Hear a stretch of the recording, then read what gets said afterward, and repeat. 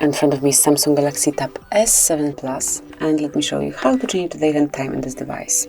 So at first, let's open list of all apps, go to the settings then, and locate general management. Here it is.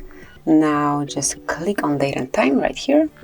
And as you can see, you can either use automatic date and time, so it will be all set up automatically, but also you can turn it off, and from now on you can pick the date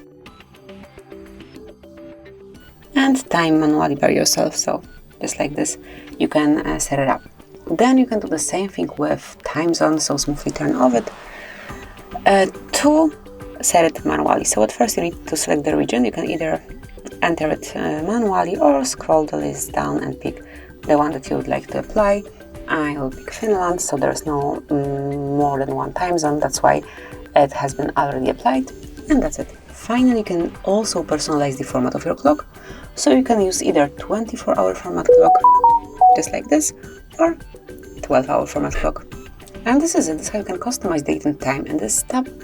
And whenever you would like to go back to automatic setup, just mark those switchers. Agree, and also this one. And now it will be set up automatically. I mean everything. So this is it. That would be all.